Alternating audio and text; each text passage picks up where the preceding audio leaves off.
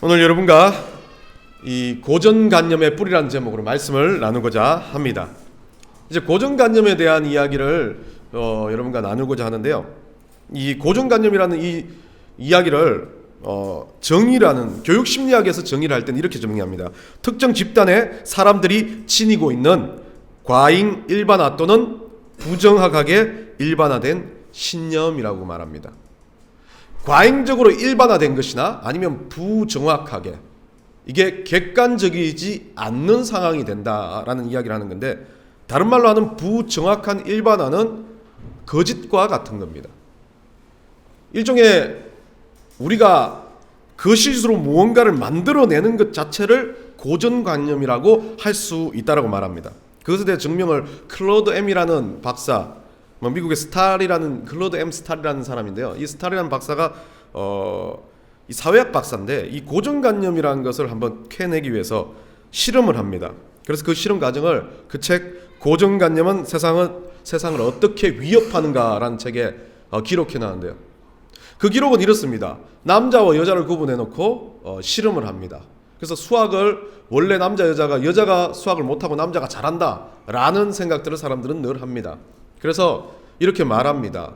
이 문제, 남자 여자를 놔두고 이 문제는 보통 남성들이 점수가 훨씬 잘 나왔습니다 라고 말을 하고 시험을 보니까 진짜 남성들이 시험을 훨씬 더 잘 봤다고 합니다.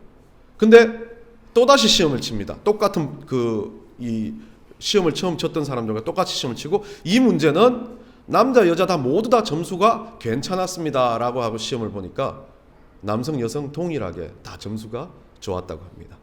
결국 이 실험을 통해서 이 스탈 박사는 고정관념이란 건 무언가 잘못되고 부정적인 확신을 심어 놓는 것이다라고 이야기를 합니다. 여러분, 이 고정관념에 대해서 우리도 참 많이 가지고 있는데 세상 사람들이 가진 고정관념보다 더 심각하게 그리스도인들이 가진 고정관념이 있습니다. 예수 믿으면 토착화된 고정관념의 뿌리가 박혀 사는데 그것들 중에 하나가 이 직분에 대한 문제입니다. 그것들 중에 하나가 열심에 대한 문제입니다. 그것 중에 하나가 신앙이 좋다 나쁘다 판단하는 문제입니다. 여러분, 교회 가서 직분 받는데 직분을 받으면 무언가 대단하다라고 생각해요. 대부분 교회가 그렇습니다. 직분 받기 위해서 노력을 합니다. 근데 직분 받고 나면 그 직분에 대한 정확한 일들을 하지 않아요. 달라진다는 거죠. 물론 신앙이 좋고 나쁘면 직분으로도 판가름할 수 있습니다. 그런데 중요한 건 진짜는 신앙이 좋고 나쁘면 우리가 판단할 수 없다는 겁니다. 그러다 보니까 고정관념이 생긴 겁니다. 내가 신앙이 좋다는 걸 보여주기 위해서 직분을 가지려고 안간힘을 쓰는 거죠. 신앙이 좋다는 걸 보여주기 위해서 교회 와서 열심히 봉사합니다. 나는 이만큼 봉사하니까 신앙이 좋더라. 그러면서 고정관념이 만들어지니까 어떻습니까? 목사님들은 이용합니다. 교회 안에서 막 주차 봉사, 뭐 봉사 열심히 하면 복 받을지어다. 고정관념이 되어버린 거죠. 여러분, 뭐 기도 많이 해야 됩니다, 당연히. 그런데 그런 거 있잖아요. 기도빨이 좋다, 응답을 잘 받는다. 근데 그게 꼭 시간 비례하는 것처럼 막 무릎 꿇려놓고 막 3시간씩 기도해야지, 그 정도 해야 막 나무 하나 뿌리 뽑아야 막 기도한 것처럼 이야기를 합니다. 환경보호단체에서 욕합니다. 예전에 산에 올라가서 나무 뿌리 잡고 기도하면서 막 주여 수여는 한 만창을 해야 목이 확 쉬어가지고 아버지 하고 이래 내려와야 막 은혜가 되는 것처럼, 또 어느 목사님 그래요. 그러니까 늘 목소리 신 것처럼 해요. 왜 십니까? 막 이렇게. 저도 잘합니다, 그런 거. 그런데 그게 고정관념이 되어버린 거예요. 꼭 기도 많이 해가지고 목이 쉬어있고 기도를 많이 하니까 응답 많이 받는 것처럼. 응답을 받는다는 고정관념도 우리 기독교인들한테 얼마나 많습니까? 응답이 많고 적고가 어디 있어요? 우리는 가장 큰 응답을 벌써 받아버렸잖아요. 우리 안에 벌써 기도 응답이 들어와 있는데 예수를 믿는다는 건 얼마나 큰 응답이에요. 어떤 응답과도 비교할 수 없는다는 건데 그 응답과 다른 것들을 비교하면서 살다 보니까 어느 순간 고정관념이 생긴 거예요. 내가 기도하면 로또도 당첨된다. 그러면 로또 당첨된 사람들은 세상에서 믿음 좋은 사람 정말 많잖아요. 저는 믿음이 연약 안 좋고 아주 안 좋은 사람은 당첨 안 시켜주시니까. 그런데 또 하나 우리가 문제를 가진 그리스도인들이 하나의 관념 중에 가장 특별히 우리가 잘못되게 고정관념을 가지고 있는 것에 대한 부분이 뭐냐면 악과 어두움입니다. 어둡다는 거 여러분들 좋아하는 사람 아무도 없습니다. 그런데 우리는 창조시 태어날 때 어둠 가운데 있었다는 거죠. 창세기 1장에 가보면요, 뭐라고 되어 있냐면요, 창세기 1장 2절에 가보면 땅이 혼동하고 공허하며 흑암이 깊음 위에 있고 하나님의 영은 수면 위에 운행하시니라. 여기에서 흑암, 호세크란 단어, 이 호세크란 단어란 흑암으로부터 모든 것들은 시작됐습니다. 그래서 이 흑암은요, 어찌 보면 우리가 가장 익숙하고 가장 좀 가까이 있어야 될 건데, 요즘에 어두움, 흑암, 흑암, 거꾸로 해도 암, 흑, 앞으로 가나 뒤로 가나 어두운 건 똑같다. 눈을 감으나 눈을 뜨나 어두운 건 똑같다. 어두움이라는 그 부분에서 사람들은 어두움을 싫어합니다. 악이라고 생각합니다. 잘못됐다고 생각합니다. 그리스도인들도 그렇게 생각합니다. 그런데 처음에 하나님 창조할 때 이 흑암이라는 것은 창조의 도화지였습니다. 하나님이 그리기 위한 도화지로 만들어 놓고 그 어두움에다 뭘 집어였어요? 밝음을 넣고. 그 어두움에다 뭘 집어넣습니까? 땅도 넣고. 그 어둠에다 뭘 집어넣습니까? 물도 넣고. 그 어둠에 우리 인간도 집어넣었다는 겁니다. 그래서 저는 모르겠어요. 우리가 어머니의 몸속, 어머니 태 속에서 10개월간 있는 이유도 처음부터 우리는 하나님이 창조의 원리를 타고 태어난 것 같아요. 생명의 줄을, 탯줄을 가지고 그 어머니의 뱃속에서 10개월 동안 어둠과 직면합니다. 그 어둠 가운데서 어떤 태아도, 어떤 아이도 두려워하지 않습니다. 엄마가 두려워하면 두려워하지만 엄마의 태가 어둡다고 두려워하지는 않았습니다. 근데 세상에 나오면서 우리는 어떻게 됐습니까? 두려워하기 시작합니다. 어두운 걸 힘들어하기 시작합니다. 우리 아들이 가끔 불을 켜놓고 잠을 자려고 그럽니다. 그럼 왜 불 끄고 자야지? 무섭다는 거예요. 그러면 저도 어릴 때 그랬어요. 아침에 어쩔 때도 한 번씩, 어릴 때 혼자 방 쓰기 시작할 때는 불을 끄면 무서워서 불을 켜요. 근데 불을 켜면 안정감이 있는데 불을 끄면 두렵다는 겁니다. 이건 어디서 왔을까요? 잘못된 고정관념입니다.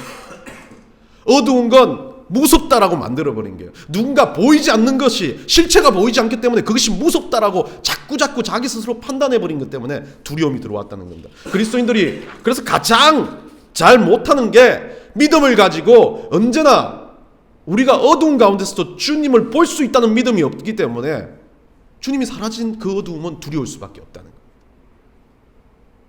어릴 때 우리 할머니 집, 그 외할머니 집에 가면 화장실이 좀 떨어져 있었습니다. 근데 그 떨어진 화장실도 푸세식이었어요. 거기를 가려면 누나하고 손잡고 손전등 들고 그 화장실 한번 갔다 오는 게 꼭 어디 옛날 말로 노판다? 이 사람 쓰는 거. 이게 경상도 말 아닌가 이거? 노판다는 말 모릅니까? 사람을 고용하는 거. 일꾼을 고용하는 거 높여가지고 간다. 그래서 할머니는 날마다 높아나 그랬는데, 그렇게 해서 화장실에 가서 화장실 안에서 큰일을 보면서도 계속 누나야 밖에 있어, 누나야 밖에 있어, 이게 제가 하는 말이었어요. 그러다가 어느 날 할머니가 오늘 화장실 가면 안 돼, 전구가 나갔어 그러더라고요. 그래서 그래도 어쩔 수 없이, 이게 꼭 무서우면 꼭 그때 맞죠, 밤에 가고 싶어요. 못 참겠는 거예요. 누나하고 같이 가자 손전등 들고 갔는데 화장실에 앉아있는데 깜깜하니까 누나 계속 그랬던 기억이 나요. 무서우니까. 그런데 누나가 짜증나 죽겠어 부르지 마 그러면서 싹 끈을 하나 미는 거예요. 내가 이거 잡고 있어, 너 이거 붙들고 있으면 누나가 밖에 있는 거야 그러더라고요. 그래서 계속 당기면서 있는 거예요. 그때부터는 두렵지가 않아요. 여러분 안 그래요? 어두운 골목길을 갈 때, 요즘에는 남편이나 아내가 아니죠, 사랑하는 아들, 든든한 아들, 사랑하는 딸이 옆에 손 딱 잡고 있으면 어떻습니까? 두렵습니까? 안 두렵습니다. 그런데 우리는 누군가가 옆에 있어 준다는 그것을 상쇄했기 때문에 두려움이 온다는 거죠. 그럼 우리는 하나님이, 성령님이 나와 동행한다는 그 전제 조건을 잃어버릴 때 두려움이 들어온다는 거죠. 여러분, 우리가 알아야 할 두려움에 대한 부분, 고정관념이라는 겁니다. 결국 우리 인생을 살아갈 때 우리는 어떤 일에서도 두려울 수밖에 없는 상황이지만 그 두려움을 어떻게 극복하냐가 우리가 가져야 할 그리스도인들이 고정관념을 깰 수 있는 길이라고 저는 믿습니다. 항상 우리 옆에 계신 하나님, 이사야 41장 10절에 두려워 말라. 내가 너와 함께 함이니라. 놀라지 말라. 내가 내 하나님이 될지어다. 우리 하나님께서 이사야에게 그렇게 말씀해 주신 그 하나님이 오늘도 어떻게 한다고요? 우리 성령님 우리 안에서 동행해 주시기 때문에 우리는 두려워할 이유가 없다는 겁니다. 그런데 우리는 늘 두려움 가운데 살아갑니다. 어떻게 될까? 왜 보이지 않지? 왜 안 되지라는 거죠. 오늘 본문에 이스라엘 민족 중에 이 이스라엘 민족들이 12지파가 땅을 분배받고 난 다음에 고정관념이 생기는 근간이 있었습니다. 그 뿌리 두 가지를 이야기하고 말씀을 마치려고 합니다. 그 뿌리의 첫 번째가 말한 제가 지금까지 설명했던 두려움이었습니다. 오늘 본문에 나와 있지만 민수기 13장에 가보면요, 이스라엘 민족들은 이 가나안으로 갔던 12정탐꾼으로부터 이스라엘 민족들이 그 가나안 땅으로 입성하는 출발점이 됩니다. 근데 12정탐꾼 중에 10명은 어떻게 했습니까? 다 두려워서 벌벌 떨었어요. 그들 앞에서, 그 안악자손 앞에서 우리는 메뚜기 같다라고 그랬어요. 우리는 그들의 밥이다라고 그렇게 말을 했습니다. 근데 그들이 가지고 있었던 두려움은, 가장 핵심의 두려움은 그들이 그 이스라엘 민족의 고정관념의 뿌리였습니다. 남 밑에서 거지근성처럼 이스라엘이 애굽의 그 거지근성처럼 살던 그 근성이 남이 시키는 것만, 남이 하는 것만 하다 보니까 어떤 것에 도전하거나 새로운 것을 가지고 두려움을 극복하는 방식을 몰랐습니다. 시키면 시킨 대로 했기 때문에. 그때 두려움이 다가왔고 10명은 두려워서 못한다. 2명은 여호수아와 갈렙은 할 수 있다라고 판단했습니다. 근데 성경도 다수결 원칙을 원하지 않는지 2명의 할 수 있다가 10명을 잡아먹어 버렸어요. 그리고 그 2명이 할 수 있다가 대성공을 거둡니다. 가나안 땅들을 막 차례차례 격파해 갑니다. 가나안 땅들이 문제가 생기고 가나안 땅들의 모든 막 안악적성 네필과 같은 정말 대단한 그들이 다 깡그리 무너집니다. 근데 여러분은 잘 모르시겠지만 그들이 두려워했던 건 그들이 대단한 안악 자손이라 그러지 않았습니다. 오늘 본문의 19절에 가보면 두려워한 이유, 가나안 족속들을 두려워한 이유를 뭐라고 말하면 철병거라고 말합니다. 무기였어요. 무기. 문명의 발전이었습니다. 그들이 대단한 건 능력을 가지고 자질을 가진 게 아니라 그들이 문명이 풍요로웠다는 거죠. 자기는 청동기를 쓰고 있었습니다. 이스라엘 민족들은. 그러니까 철병거라는 거, 철기가 같이 싸우면 그 싸움에서 백전백패하는 걸 알았어요. 그렇기 때문에 그 싸움을 걸려고 하지 않았다는 거죠. 이들은 뭐 때문입니까? 그들이 잘나고 대단한 것이 아니라 문명적인 것, 아니면 환경적인 것, 아니면 덩치에 대해서, 그리고 아니면 조건에 대해서 보기 시작하는 두려움으로부터 시작된다는 거죠. 이스라엘 민족의 고정관념의 뿌리는 두려움이었습니다. 이거 안 되면 어떡하지? 광야에 나가서 우리 얼어 죽으면 어떡하지? 광야에 나가서 우리 낮에 더위 먹고 열사병으로 죽으면 어떡하지? 하나님이 해결해 주셨는데 홍해 앞에서 이제 애굽의 병거에 의해서 우리가 짓밟히면 어떡하지? 홍해가 갈라지는 역사가 일어났고 마라의 그 쓴물 앞에서 목말라서 이제 탈진해서 죽으면 어떡하지라는 그 두려움 앞에 하나님은 마라의 쓴물을 바꿔주셨는데 그들은 가나안 앞에서도 두려워했습니다. 40년의 광야 생활 속에서 두려움으로 살았다는 거죠. 그러다 보니까 우상을 만들고, 그러다 보니까 그들 앞에서 하나님이 아닌 다른 것들을 갖다 꽂기 시작했습니다. 아무리 그것들을 갖다 꽂아도 어둠이 다가오면 자기 옆에 있어준다는 건 그것들, 우상들이 아니었다는 걸 그들이 깨닫지 못했다는 거죠. 그런데 오늘 본문 앞절에 가보면 가장 중요한 건 이 므낫세 지파가 오늘 본문의 이야기인데, 므낫세 지파는 다른 고정관념의 뿌리를 갖고 있었어요. 이스라엘 민족들은 과거에 두려움 때문에 고정관념의 뿌리에 두려워서 아무것도 못한다라고 생각했고 두려워서 할 수 없다고 생각했던 이 이스라엘 민족들과 달리 오늘 본문의 이 므낫세 지파는 다른 두려움에 빠져 있습니다. 오늘 20절에 가보면요, 뭐라고 되어 있냐면 쫓아내지 못했다. 21절에 쫓아내지 못했다. 27절에 쫓아내지 못했다. 29절에 쫓아내지 못했다. 30절, 32절, 33절 계속 반복을 하고 있어요. 누구를요? 가나안 족속들을 쫓아내지 못했대요. 오늘 우리 성경 읽을 때 그냥 앞에 거는 뭔지 어떤 그 족속들에 대한 이야기인데 그 뒤에 뭐라고 되어 있어요? 쫓아내지 못했다라고 그래요.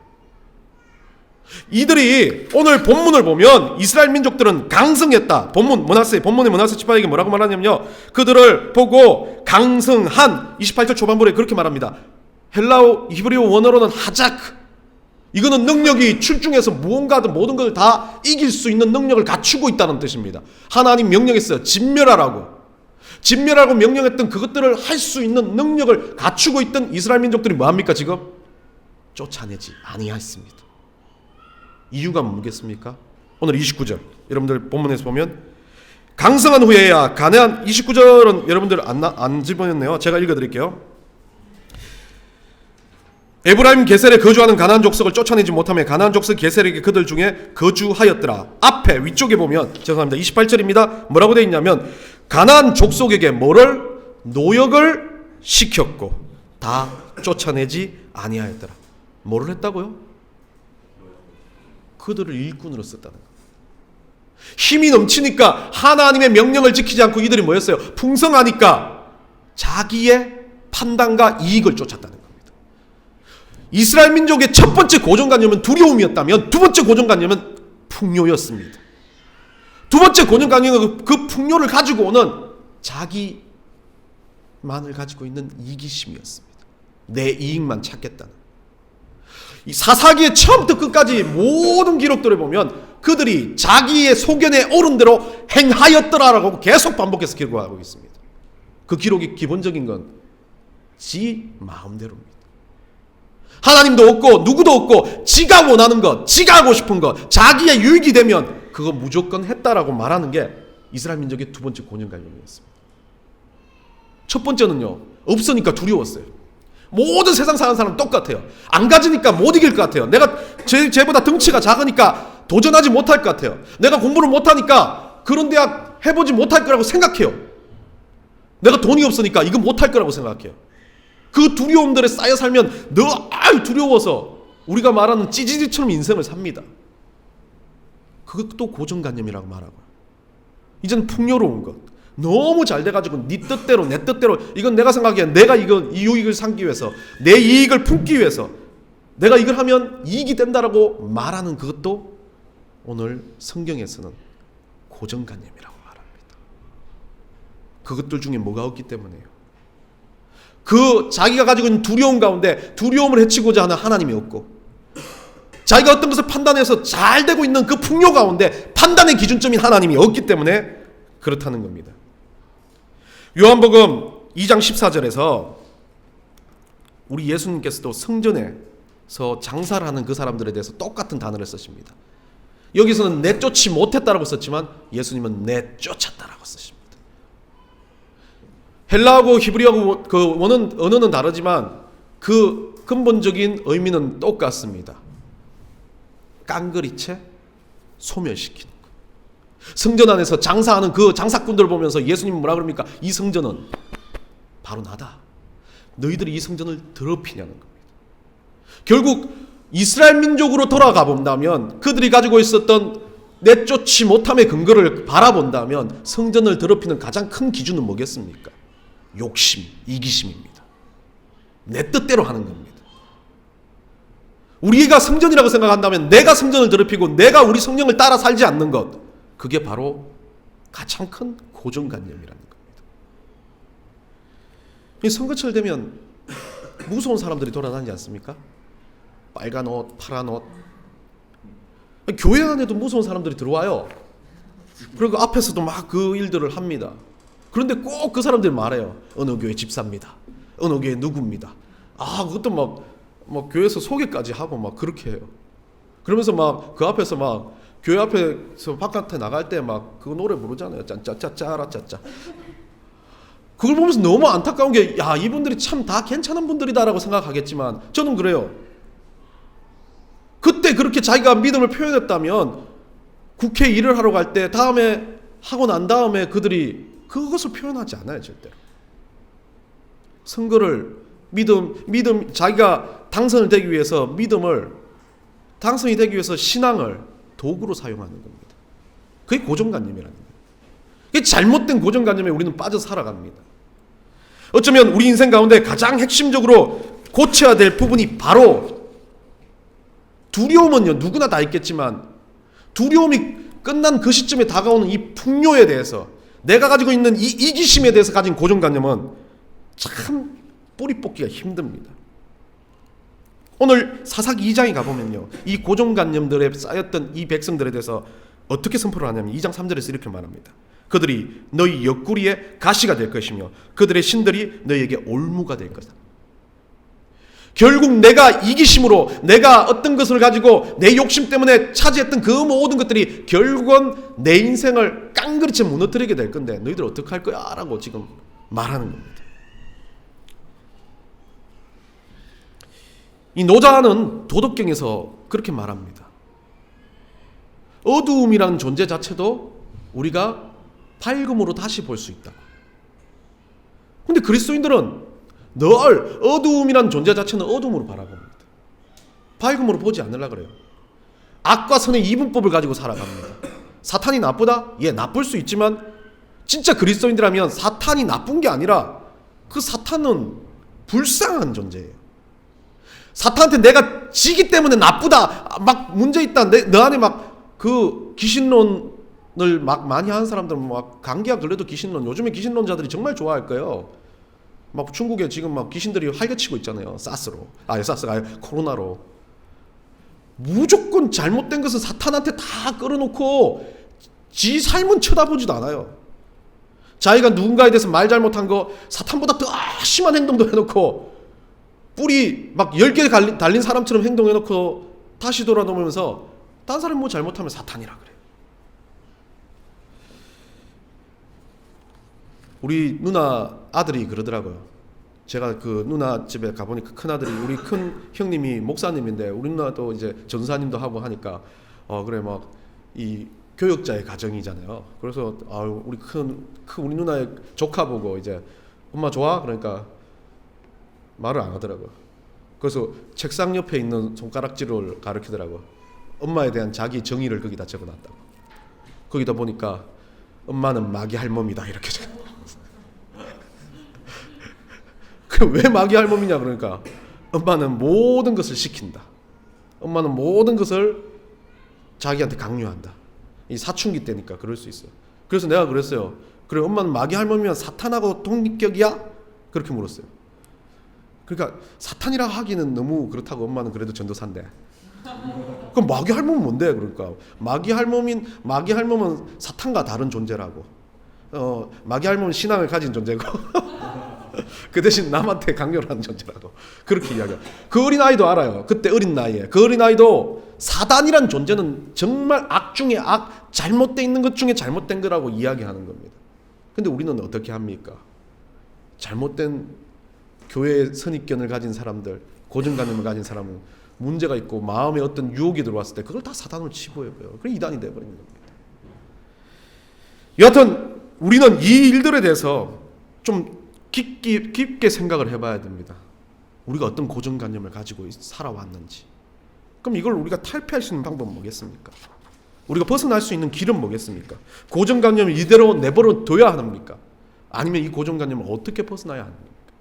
이스라엘 민족들은 어떻게 대처를 하는지 보십시오. 이스라엘 민족들이요, 그 뒤에 가보면 사사기 뒤쪽에 가보면 뭐라고 하냐면 이들이 그때부터 울면서 기도하기 시작합니다. 성전에서요.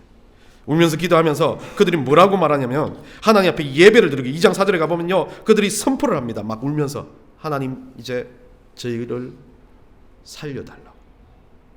그들이 울면서 하는 그 찬송을 드린 장소를 복임이라고 자기들이 말하면서, 이 복임은 다른 말로 하면 원형으로는 빠카라는 단어인데 통곡하다, 울다라는 뜻이었어요. 회개했습니다. 그러면서 또 이스라엘 민족들에게 하나님은 다시 자기의 길들로 인도하는 역사를 만들어 갑니다. 근데 이 통곡하다, 빠카라는 의미가 그냥 울다로 끝나는 게 아닙니다. 여러분들 회개할 때 늘 운 것으로 끝나는 것이 아니라, 회개란 진정한 의미는 내 울음을 어떻게 해요? 내 삶으로 바꾸는 겁니다. 다른 말로 하면 회개의 진정한 의미는 내가 가지고 있었던 고정관념을 깨뜨렸다. 그러면 고정관념을 버리고 살아야 되는데 계속 고정관념 안에 살고 계속 그 일을 반복한다면, 이스라엘 민족들은 그렇잖아요. 계속 또 반복해요. 그러다 보니까 사사기 시대가 멸망으로 치닫습니다. 반복하지 않는 그것을 가지고 뭐라 그러면 신약에서는 순종이라고 말합니다. 순종함으로 그 어떤 제사보다 더 귀한 것을 하나님 앞에 드릴 수 있다고. 순종함으로 이 일들을 이룰 수 있다고. 하나님은 그 순종함을 우리에게 택하라고 말합니다. 어떤 걸 순종하는 겁니까? 우리 주님께서 나와 동행하고 있다. 내 안에 성령님께서 함께하고 있다는 것을 순종할 수 있는 사람이 되라는 거죠. 예전에 공익요원을 했습니다. 제가. 그러다가 그 공익요원 할 때 제 밑에 들어왔던 후임이 이 거창에 조직폭력배에 있었던 아이였어요. 중학교 졸업하고 나서 조직폭력배에 들어가가지고 이제 범죄를 저지르는 바람에 얘는 미성년자이기 때문에 집행유예를 소년원에 들어갔다가 이제 보호관찰 대상 그거를 받았어요. 뭘 했냐면 병원에 들어가서 자기 상대편 조직의 중간 보스인가 뭔가를 아킬레스건을 칼로 잘랐대요. 그래가지고 자기하고 같이 들어가서 이 아킬레스건을 칼을 자른 사람은 우리 동기인데 그 친구는 2년형을 받고 감옥에 들어가고 걔는 18인가 그랬을 거예요. 얘는 이제 그때 중학교 갓 졸업한 나이였기 때문에 그냥 일반 보호 대상으로 분리돼가지고 나중에 이제 나이 들어서 성인 되었을 때 집행유예로 바뀌었대요. 그 집행유예로 바뀌어가지고 공익요원을 왔다 그러더라고요. 이름은 창진이라는 아이인데 참 똑똑하고 괜찮은 아이였어요. 근데 이 아이가 그러다 보니까 이제 그 이후의 삶도 날마다 그 지역에 있는 그 일을 하나 했기 때문에 그 지역에 있는 주점을 관리하고 막 돌아다니고 막 그러더라고요. 그래서 이 친구한테도 막 성경도 가르치고 검정고시 보라고 막 가르치고 그랬던 기억이 나는데 하나 기억이 나는 건 그거예요. 이 친구가 그 창에 보면 이 돌아다니는 여러분들 아시겠지만 예전 도로가에 주차하는 거 이런 것들을 다 이제 용역을 줘서 관리를 했잖아요. 근데 이 주차 관리를 하는 애들이 다 얘의 그 밑에 있는 조직의 아이들인 거예요. 그리고 길거리를 쭉 가다 보면 공용원 옷 입고 이 창진하고 같이 가다 보면 막 안녕하십니까 형님, 안녕하십니까 형님 막 이걸 막 하더라고요. 그래가지고 저도 막 모르게 그냥 지나다니까 어느 날 이 친구가 없는데 막 길거리에서 막 주차 딱지 떼다가 제가 오니까 막 와가지고 오토바이 타고 막 와가지고 안녕하십니까 형님, 안녕하십니까 그러더라고. 근데 나는 그 관련이 없다고 그 창진한테 인사하고 나한테 인사하지 말라 그러니까 뭐라 그럽니까? 우리 성님의 성님은 진짜 성님입니다. 형님, 안녕하십니까 형님 막 그러더라고요. 그러면서 얘들한테 내가 대뜸 묻고 싶은 게 있었어요. 너희들 그렇게 맹종하는 것 좀 복종하는 거 그거 뭔 이유가 있었기 때문에 이익이 남고 뭐가 있고 해야 되기 때문에 하는 건 너 형님이 진짜 좋아서 하니? 그러니까 약간 그 의문의 그거 있잖아요. 약간 의문의 형님이 좋다기보다는 뭔가 있다라는 하는 것 같지만 그래도 맞습니다. 우리 형님이 최고 좋아서 그렇습니다. 그렇게 이야기하더라고. 말이라는 말. 그래 그러면 너 형님이 너희들한테 뭐 해주는데 형님은 돈도 주고 형님은 뭣도 주고 형님은 뭣도 주고 막 신처럼 막 이야기를 하더라고요. 그 이야기를 듣고 집으로 돌아오다가 제가 느낀 게 그겁니다. 일개 그냥 아무것도 모르는 그 아이들도 그 어떤 조직의 충성심이란 걸 가지고 사는데 그 충성심이 맹목적인 것보다 자기한테 가지고 있는 그것을 그 형님에 대한 좋은 마음을 그 형님에 대한 다른 잘못된 마음이 아니라 좋은 마음으로 그 잘못된 마음을 덮어버리겠다라고 생각하는 거예요. 말이라도 그렇게 하겠다는 거예요. 누가 막 툭 찔러도 나는 그렇게 고백하겠다는 거예요. 누가 어떻게 나에게 말을 해도 나는 이 형님이 좋다라고 말을 하겠다고 자기 스스로 교육하는 거예요. 순종이란 건 여러분 다른 게 아닙니다. 우리가 가지고 있는 이 신앙을 어떤 상황 어떤 환경에서도 툭 찔러도 나오는 고백을 하는 겁니다. 내가 너무 죽을 것 같아요. 내가 너무 힘든 것 같아요. 이거 안 될 것 같다라고 생각하는 그 순간에도 딱 찔리면 이거 망했다라고 말하는 사람은 진짜 신앙이 없는 거예요. 안 된다고 생각해도 딱 찌르는 순간 주님이 하시면 하시지라고 말했을 때 그게 바로 고정관념을 탈피하는 순종이라는 겁니다. 여러분 다른 어떤 것도 없어요. 우리가 주님 앞에 순종하는 가장 근본적인 이유는 주님께서 나에게 주셨던 그 은혜를 내가 표현하는 방식입니다. 객관적으로 판단하는 게 아니라 가장 주관적인 거랑 상관없어요. 내 신앙으로 표현하는 거니까. 가장 내가 간절한 마음의 갈망을 표현하는 거니까. 그게 순종입니다. 다른 사람은 객관적으로 뭐가 있고 뭐가 있어야 순종하라 그러지만 성경은 그렇게 순종하라고 말하지 않습니다. 온전한 순종은 아무것도 없고 아무것도 안 된다 할지라도 그 순간에 주님이 하시면 한다. 그 순간에 주님께서 하시기 때문에 나는 그것을 고백하겠다는 게 순종이라는 겁니다. 오늘 여러분들 고정관념을 탈피하는 다른 방법은 없습니다. 내 머릿속에 이거 안 된다라고 계속 생각해왔던 건 고정관념입니다. 근데 그것을 깨버리는 건 다른 것도 없습니다. 주님 앞에 맡겨드리면 주님이 하실 수 있다는 거죠. 우리 안에 두려움이 막 몰려와서 두려워서 견디지 못하는 순간, 너무 무서워서 너무 도전하고 싶지 않아서 견디는 그 순간에도 우리가 주님 앞에 맡겨버릴 수만 있다면 그 고정관념이 깨질 수밖에 없습니다. 제가 너무 좋아하는 목사님, 또 괜찮아하는 목사님 중에 한 목사님이 있었습니다. 그분이 쓴 간증집 때문에 정말 눈물을 흘리며 이분과 같은 삶을 살아야 되겠다고 생각했습니다. 근데 그분이 시간이 지나고 뭐가 지나니까 메가처치를 만들고 일을 그렇게 중시하고 땀을 그렇게 중시하시는 분들이 그렇게 쪽방 천 사람들을 돕고 그렇게 그 지역에서 그렇게 사람들을 돕던 사람이 갑자기 어느 날 정권의 노예처럼 이야기를 합니다. 이게 최고인 양 이야기합니다. 그리고 또 지금은 막 우리나라에 말한 좌파들을 향해서 완전히 이상한 집단이라고 말을 합니다. 논리의 잣대를 성경의 잣대가 아닌 자기의 잣대로 만들기 시작합니다. 그러면서 그분이 하는 말 하나하나를 보면 너무 안타까움이 많이 듭니다. 메인 신문이란 그 신문의 사설 한 끝자락에 자기 정치적인 소견을 막 이야기하면서 사람들한테 이야기를 합니다. 뭐가 사라진 겁니까? 진짜 순종하는 마음이 사라진 겁니다. 본질적인 것을 순종하고 하나님 앞에 순종하는 것이 사라지니까 자기 생각으로 순종하기 시작합니다. 자기 가지고 있는 이익으로 순종하기 시작합니다.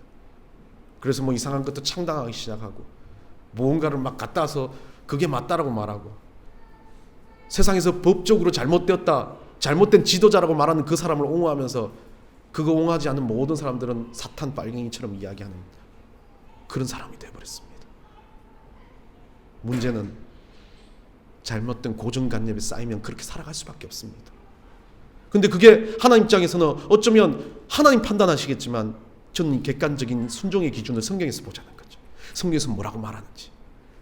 성경에서 세상의 법정에 있는 것들을 추구하는 것 나쁘다라고 말하진 않습니다.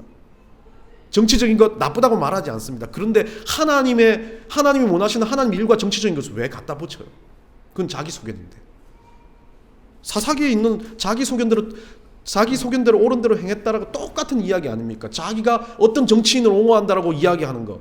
선거철에 제가 이야기하는 거 아닙니다. 너무 답답해서 그래요. 그렇게 왜 고정관념에 쌓여 사는지 그리스도인들이. L당이 좋고 D당이 좋고 그건 자기 거예요. 하나님 거 아닙니다. 하나님은 저는 그렇게 생각해요. D가 되든 L이 되든 하나님이 하실 경우는 이 국가를 뒤집어 엎으시는 하나님인데 왜 내가 L을 좋아해서 L만 해야 된다. 좀 심한 말 할게요. 그런 정말 잘못된 미치광이 소리를 합니까? 그건 신앙이 아닙니다. 고정관념이죠. 여러분이 살아가면서 동일하게 마찬가지야. 내 거 가지고 내가 뭘 할 수 있다. 내 거 가지고 내가 뭘 할 수 있다. 예, 얼마든지 하세요. 자랑하세요. 자기 물건 자랑하세요. 근데 하나님이 그걸 똑같이 말한다고 말하지 마세요. 성경은 그렇게 기록되지 않습니까? 자기가 사업을 해요. 좋은 사업을 해요. 그래서 대박을 튀었어요. 누군가에 대해서 그 사업 아이템은 줄 수 있지만 이게 하나님이 원하는 아이템이라고 말하지 마세요. 그냥 그건 개인적인 거예요. 하나님이 말하는 아이템은 하나밖에 없어요. 말씀대로 순종히 사는 것. 예수 그리스도를 믿는 백성이라면 하나님의 백성답게 사는 것. 그거밖에 없다는 거예요. 여러분에게 있어서 하나님 앞에 살아가는 여러분의 삶은 고정관념이 아니시기 바랍니다. 그 뿌리를 여러분들이 다 끄집어내시기 바랍니다. 그리고 진짜 신앙인이라면 주님 앞에 무릎 꿇고 이것이 진짜 주님의 뜻인지를 묻는 것부터 시작하며 여러분들이 가지고 있는 두려움과 여러분이 가지고 있는 이기심과 욕심을 주님 앞에 내려놓고 시작하는 것, 그것을 훈련하는 것이 순종인 겁니다. 여러분들 삶에, 일주일 동안 삶에 그런 하나님의 그 거룩한 은혜가 흘러 넘치시기를 축원합니다.